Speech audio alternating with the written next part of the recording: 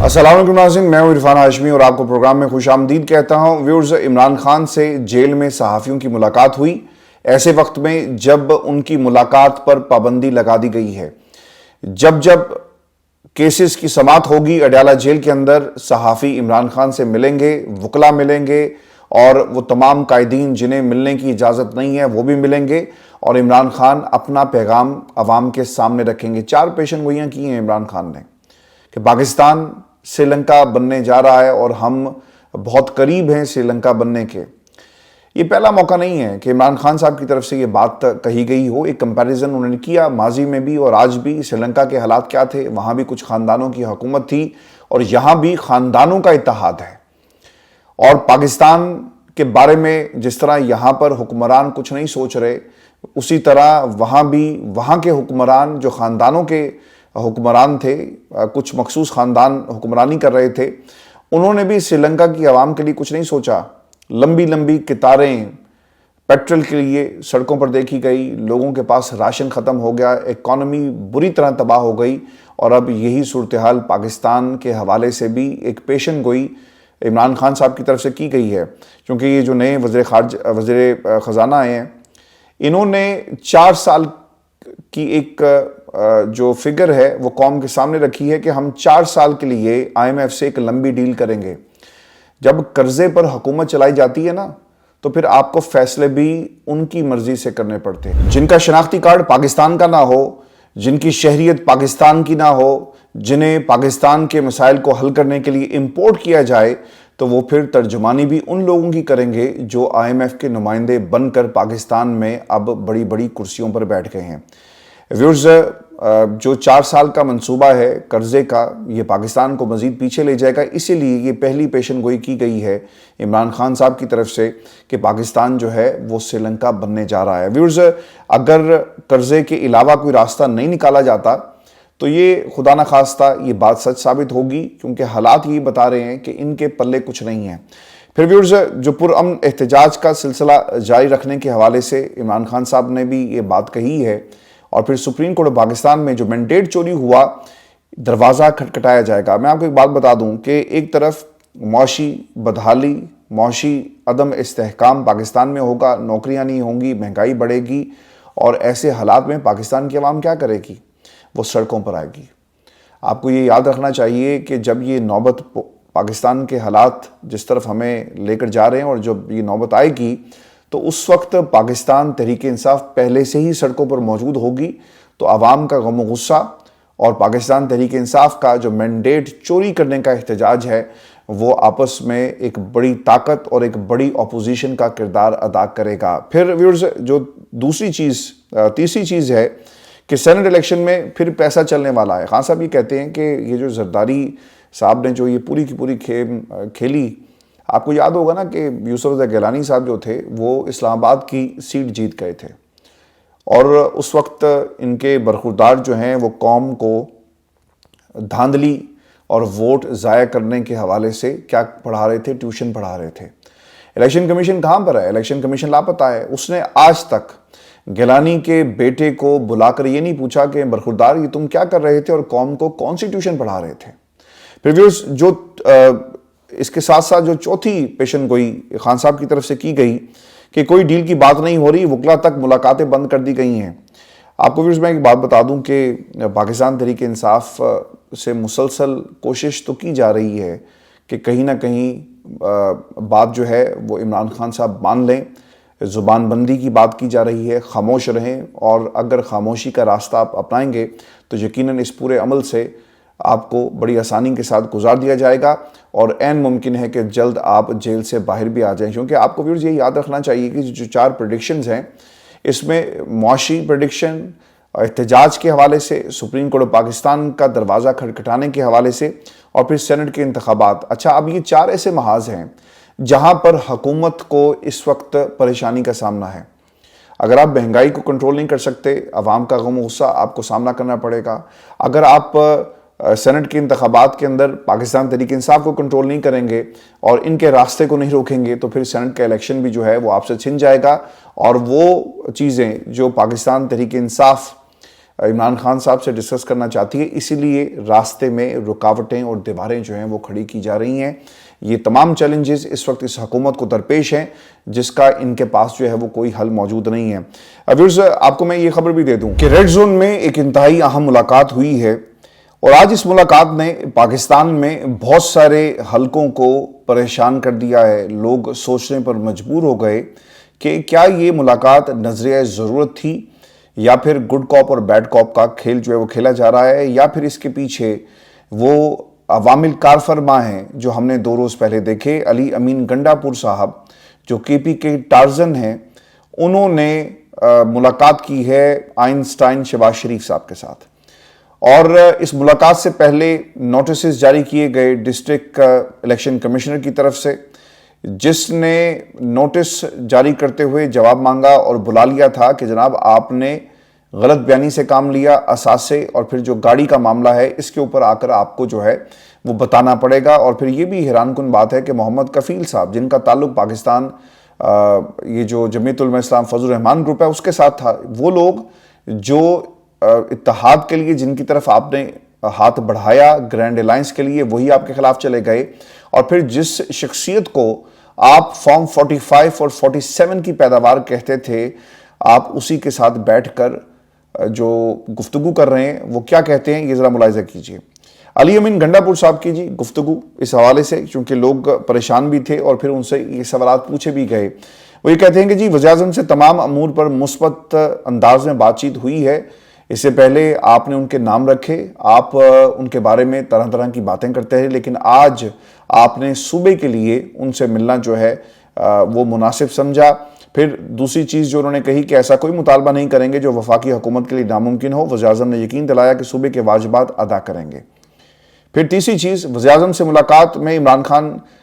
کی رہائی کا بھی اور ملاقات کا معاملہ جو ہے وہ ہم نے اٹھایا۔ میں نے بتایا کہ سینٹ الیکشن ہے، متعلق عمران خان سے مشاورت کرنی ہے، اور وزیر اعظم صاحب نے الفاظ پر غور کیجئے کہ وزیر اعظم صاحب نے یقین دلایا کہ آپ کی عمران خان سے جلد ملاقات جو ہے وہ کروا دی جائے گی۔ پھر عمران خان سے سیاسی انگیجمنٹ ضروری ہے، اور سیاسی انگیجمنٹ ہوگی تو سیاسی مسائل کا حل جو ہے وہ ہم پیش کر سکیں گے۔ پھر علی امین گنڈا پور نے قیدیوں کی رہائی کا مطالبہ بھی جو ہے وہ شہباز شریف صاحب کے سامنے رکھا، اور وزیر اعظم صاحب نے یہ کہا کہ جناب کسی کے ساتھ ناانصافی نہیں ہوگی، کیونکہ جو بیانیہ ہے پاکستان تحریک انصاف کا کہ اگر کسی کے پاس کوئی ثبوت موجود ہیں تو ان کے مطابق کارروائی کی جائے، اور لوگوں کو بلا وجہ جیل میں رکھنا جو ہے یہ ناانصافی ہے، اور ریاست اگر یہ ناانصافی کرے گی تو اس سے بڑے ظلم کی داستان پاکستان کی سیاسی تاریخ میں نہ ہم نے دیکھی ہے، اور نہ ہی آنے والے وقت میں ایسے ظلم کی داستان پاکستان کی عوام جو ہے وہ دیکھے گی۔ ویورز، یہ جو سوال ہے نا کہ یہ جو ملاقات ہوئی ہے یہ کس مینڈیٹ کے مطابق ہوئی؟ کل ہم یہیں پر بیٹھ کر آپ سے بھی مخاطب تھے اور پوچھ رہے تھے آپ کی رائے کہ آپ کا کیا خیال ہے کہ علی ظفر صاحب نے یہ 3 نکاتی جو مفاہمت کا فارمولہ دے دیا، کیا یہ وائبل ہے؟ تو obviously اس کے اوپر تنقید ہوئی، اور جس طرح سے انہوں نے آپشنز رکھے، اور یہ سوال تھا کہ ان کے پاس کیا مینڈیٹ ہے جس کی بنیاد کے اوپر انہوں نے یہ 3 نکاتی مفاہمتی فارمولہ جو پیش کر دیا۔ اب علی امین گنڈا پور، یاد رکھیے گا، کے پی کے وزیر اعلیٰ ہیں، عمران خان کی پوری سپورٹ تھی، ان کے کہنے پر علی امین گنڈا پور جو ہیں وہ وزیر اعلیٰ کی کرسی پر بیٹھے، اور پھر ان سے یہ سوال بھی پوچھا گیا کہ آپ کے پاس کیا مینڈیٹ موجود ہے، اور کیا اس میں عمران خان کی مرضی شامل ہے یا نہیں شامل ہے۔ اچھا جی، اب جو سب سے اہم نکتہ ہے نا کہ ایسا بیان جو مجھے لگتا ہے، جو میری اسیسمنٹ ہے اور میرے سمیت بہت سارے لوگوں کی بھی یہی اسیسمنٹ ہے کہ ایسا اقدام عمران خان صاحب کی مرضی کے بغیر علی امین گنڈا پور جو ہے وہ نہیں اٹھا سکتے، اور ملاقات جو ہے وہ ان کی مرضی سے ہوئی ہے۔ ایک ایسے وزیر اعظم سے ملاقات کرنے آپ وزیر اعظم ہاؤس چلے گئے جسے آپ نے بہت سارے ناموں سے پکارا اور فارم 47 کا تانا بھی دیا۔ پھر ویورز، گنڈا پور شہباز ملاقات کیوں ہوئی؟ میں نے آپ کو اس سے پہلے بھی بتایا ہے کہ ایک تو صوبے کو مالی جو چیلنجز ہیں اور جو پیسوں کا معاملہ ہے، ٹیکسز کی ادائیگی کا معاملہ ہے، اور اگر وہ پیسہ نہیں ملتا تو یقیناً جو کے پی ہے وہ مشکل میں آ سکتا ہے یہ صوبہ، اور یہاں پر گورننس کے مسائل جو ہیں وہ ہو سکتے ہیں، کیونکہ صوبے کو چلانے کے لیے آپ کو پیسہ چاہیے۔ پیسہ کہاں سے ملے گا؟ وفاق آپ کو یہ ادائیگی کرے گا تو بات جو ہے وہ آگے بڑھے گی، اسی لیے یہ ملاقات جو تھی وہ ضروری تھی۔ پھر ویورز، کیا پاکستان تحریک انصاف گڈ کاپ اور بیڈ کاپ کا کھیل کھیل رہی ہے؟ تو ایک تاثر یہ بھی ہے کہ یہ بات درست ہے، لیکن کچھ دنوں میں مزید باتیں جو ہے وہ کلیئر ہو جائیں گی، کیونکہ اگر وفاق پیسہ نہیں دیتا اور آپ یہ معاملہ اٹھا کر عدالت لے کر چلے گئے تو پھر آپ کو بار بار عدالت کا دروازہ کھٹکھٹانا پڑے گا۔ علی امین گنڈا پور نے اور پاکستان تحریک انصاف میں کہیں نہ کہیں سیلف ریلائزیشن یہ موجود ہے کہ اگر ہم نے 5 برس تک حکومت کرنی ہے اور ایک سموتھ سیلنگ ہمیں چاہیے کے پی کے اندر اخراجات کے حوالے سے، پیسوں کے معاملے پر، تو ہمیں کنفرنٹیشن نہیں کرنی۔ لیکن سب سے اہم سوال یہ ہے ویورز کہ جب آپ کے پی کو پی ٹی آئی کی ہوم گراؤنڈ بناتے ہیں، احتجاج کریں گے، آواز بلند کریں گے، جلسے کریں گے، وفاق کو للکاریں گے، شہباز شریف کے نام رکھیں گے اور پھر نون لیگ کے حوالے سے تنقید کریں گے، آصف علی زرداری پر تنقید کریں گے، اتحاد پر تنقید کریں گے، سب کچھ کریں گے، تو پھر ایسے حالات میں تنقید کرنے کے بعد آپ اس طرح کی خوشگوار ملاقات جو ہے وہ نہیں کر سکتے۔ مجھے یہ لگتا یہ ہے کہ کہیں نہ کہیں یہ جو الیکشن کمیشن آف پاکستان کے ذریعے جو دھمکی لگائی گئی تھی اور پھر اس کے اوپر نوٹسز ہو گئے، شاید اس کی وجہ سے علی امین گنڈا پور نے مشاورت کی ہوگی اور جا کر یہ تمام مدعا جو ہے وہ خان صاحب کے سامنے رکھا، اور پھر اس کے بعد کیا ہوا آپ کے سامنے ہے۔ لیکن اس میں ایک چیز یہ بھی یاد رکھنی چاہیے کہ اس سے پہلے یہ تمام چیزیں عمران خان صاحب کے سامنے علی امین گنڈا پور نے اپنی جو لاسٹ ملاقات تھی اس میں رکھی کہ صوبوں کے پیسے کا مسئلہ ہے۔ اور پھر میں آپ کو ایک بات یہ بھی بتا دوں کہ یہ معاملہ ہے 2 روز پہلے کا، اور ملاقات علی امین گنڈا پور کی عمران خان سے اس سے پہلے ہوئی تھی، اور الیکشن کمیشن کے ذریعے جو قابو کرنے کی جو بات ہے نا، یہ خبر ان تک پہنچ چکی تھی کہ اس طرح کی کوئی پٹیشن جو ہے یعنی درخواست لے کر الیکشن کمیشن آف پاکستان میں لوگ جا رہے ہیں، اور پھر رہنمائی جو ہے یقیناً لی گئی ہوگی۔ اتنا بڑا سٹیپ، یعنی خان صاحب کی حکومت جو ہے جو آپ نے کی، وہ آپ نے شہباز شریف صاحب کے نام رکھے، چیری بلاسم، اور بہت کچھ کہا، تنقید کی، اور بہت کھلی تنقید کی گئی پاکستان مسلم لیگ نون پہ۔ اور میں آپ کو ایک بات یہ بھی بتا دوں کہ اتحاد فیوچر میں آئی ڈونٹ نو اب کیا ہوگا، پیپلز پارٹی سے اتحاد کی جب بات کہی گئی کہ جناب ہونا چاہیے، تو اس پر پاکستان تحریک انصاف کے جو ووٹر سپورٹرز ہیں جو انہیں فالو کرتے ہیں، انہوں نے کافی تنقید کی کہ جناب یہ غلط فیصلہ تھا۔ لیکن آج کی اس ملاقات کے اوپر آپ کی کیا رائے ہے، آپ نے یہ ضرور کمنٹ سیکشن میں دینی ہے، کیونکہ اب سیاست میں جناب کچھ بھی ہو سکتا ہے۔ فضل الرحمان جنہیں ڈیزل کہہ کر پکارا جاتا رہا، ان کے پاس بھی آپ چل کر گئے۔ اس کے ساتھ ساتھ اچکزئی صاحب جن کے بارے میں خان صاحب کی سٹیٹمنٹس موجود ہیں، آپ نے انہیں اپنا صدارتی امیدوار بنایا، اور پھر انہوں نے کیا کیا، انہوں نے جو بیانات دیے ہیں وہ آپ کی پالیسیز کے بالکل خلاف دیے، اور انہوں نے کہا کہ جناب یہ پہلا الیکشن ہے جس میں شفافیت ہم نے دیکھی ہے، اور پورا یو ٹرن لے لیا۔ اور اب علی امین گنڈا پور اس ملاقات کے اندر امیر مقام صاحب بیٹھے ہوئے تھے، Ahsan Iqbal was there, Khawaja Asif was there, یہ وہ لوگ ہیں جو اپنی سیٹیں بھائی ہار چکے ہیں، اور آپ ان کے ساتھ جا کر بات کر رہے ہیں۔ مجھے پریشانی اس وقت یہ ہے کہ کیا یہ ڈس انفارمیشن ہے، کیا کہیں نہ کہیں ایک لیک آف کمیونیکیشن کی وجہ سے یہ تمام چیزیں ہو رہی ہیں، یا پھر پاکستان تحریک انصاف نے گڈ کاپ اور بیڈ کاپ کا یہ کھیل جو ہے وہ سیکھ لیا ہے، جیسا آصف علی زرداری صاحب بلاول کو کہتے تھے کہ تنقید کرو اور دوسری طرف سے جا کر معاملات سیدھے کرتے۔ شہباز شریف کا بھی یہی رول رہا، نواز شریف صاحب جو ہے معاملات اٹیک کی طرف رہے اور دوسری طرف مفاہمت کی بات ہوتی رہی تھی۔ اگر ایسا ہے تو یقیناً یہ سیاست اس وقت پاکستان جو اس وقت پاور پالیٹکس ہے جناب، اس میں تو یہی ہوتا ہے۔ لیکن ویورز دیکھنا یہ ہوگا کہ 1-2 روز میں مزید کلیئرٹیز جو ہے اس معاملے پر سامنے آ جائے گی، چونکہ اگر تو علی امین گنڈا پور، چونکہ جو باتیں ہوئی ہیں نا، کیا ہوا جی یہ بھی ذرا سن لیں کہ گنڈا پور نے شہباز شریف صاحب کو کیا سمجھایا۔ وزیر اعظم سے کہا کہ بانی پی ٹی آئی سے سیاسی انگیجمنٹ ضروری ہے، سیاسی انگیجمنٹ ہوگی تو سیاسی مسائل حل ہوں گے۔ شہباز شریف نے گنڈا پور کے مطالبات مان لیے اور صوبے نے آپ کو مینڈیٹ دیا۔ بہت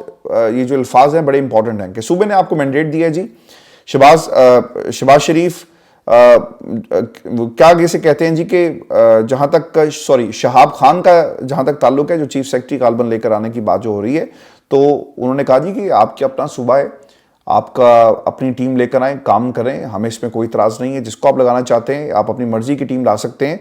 تو اب دیکھنا ویورز یہ ہوگا کہ کیا یہ ملاقات اس نااہلی کے تناظر میں ہوئی،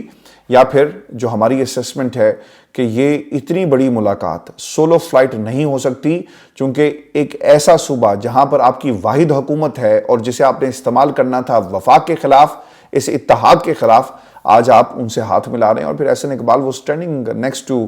علی امین گنڈاپور جنہوں نے خود کہا کہ جی بڑے اچھے ماحول میں ہماری ملاقات ہوئی ہے اور یہ پاکستان کے لیے بہتر ہے. دیکھنا یہ ہوگا کہ یہ جو کھیل کھیلا جا رہا ہے گڈ کاپ اور بیڈ کاپ کا، ابھی تک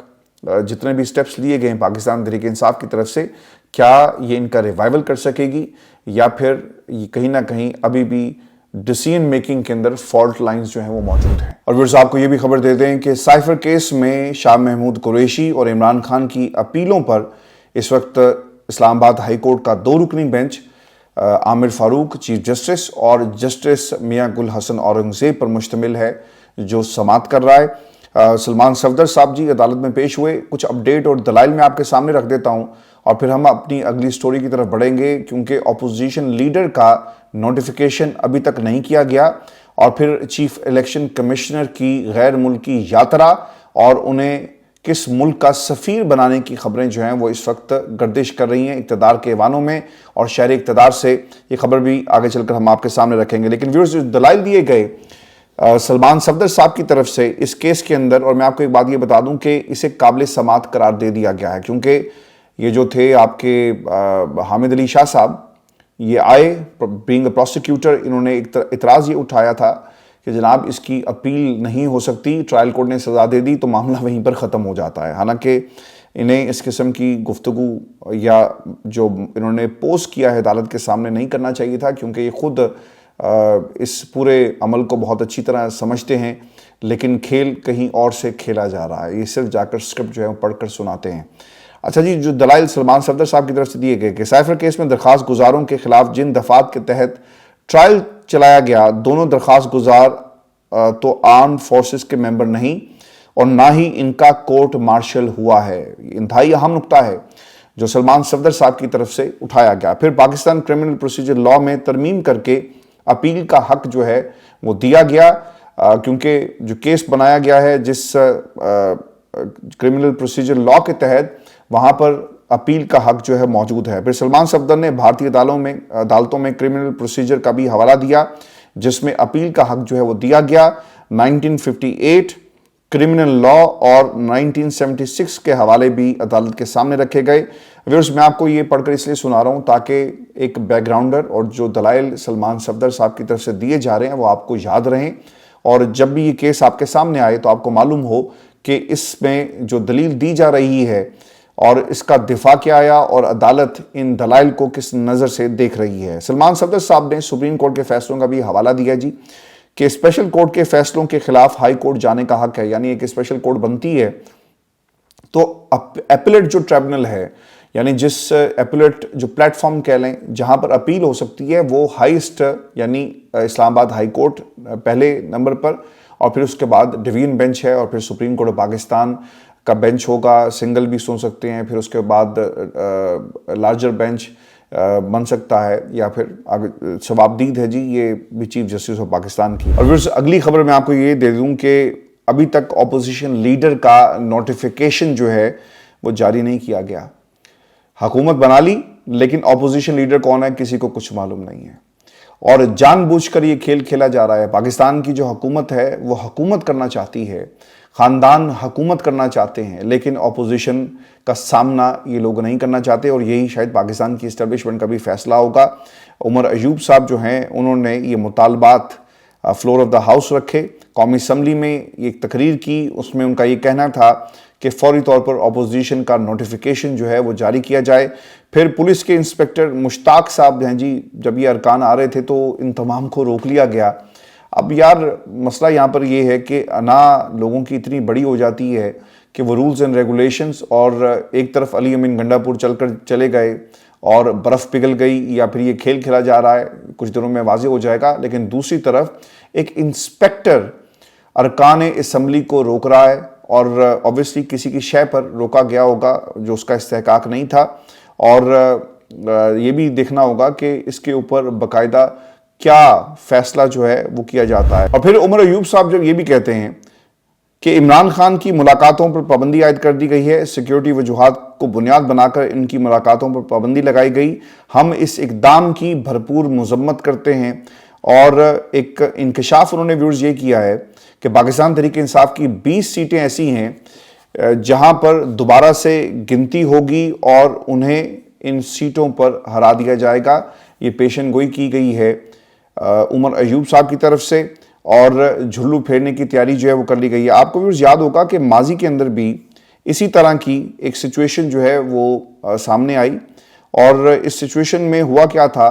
कि लोधरा में जो 154 एक बड़ी मिसाल जहां पर अख्तर कांजू को दोबारा गिनती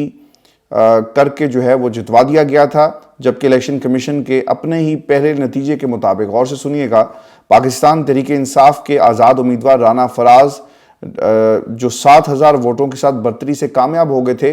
उनकी जीत को हार में कन्वर्ट कर दिया गया। 7,000 वोट उन्होंने लिए और वो वोट जो थे वो दूसरी तरफ दे दिए गए। तो ये इसी किस्म का खेल जो है वो यकीनन खेला जाएगा इलेक्शन कमीशन ऑफ पाकिस्तान की तरफ से। मैं आपको एक खबर ये भी दे देता हूँ कि इस जाली मैंडेट के हवाले से एक बड़ी गवाही आ गई है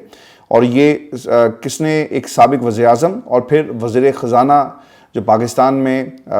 PDM की हुकूमत चला चुके हैं, उनकी तरफ से आई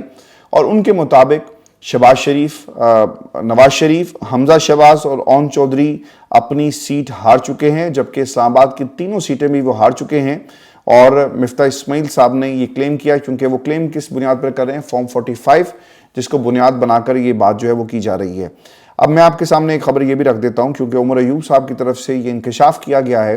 कि जो चीफ इलेक्शन कमिश्नर साहब हैं, शायद उन्होंने भागने की तैयारी कर ली है और वो किसी दूसरे मुल्क में जा रहे हैं। अभी उस खबर ये भी सामने आई है कि चीफ इलेक्शन कमिश्नर का एक गैर मुल्की दौरा हुआ और दुबई से वो किसी दूसरे मुल्क गए और बताया जाता है कि शायद वो कनाडा गए हैं। अब ये देखना ये होगा कि वो दूसरे मुल्क कहाँ गए। जो खबरें रिपोर्ट हुई हैं उनके मुताबिक जब पूछा गया क्या उनके पास दोहरी शहरियत है, जवाब नहीं आया।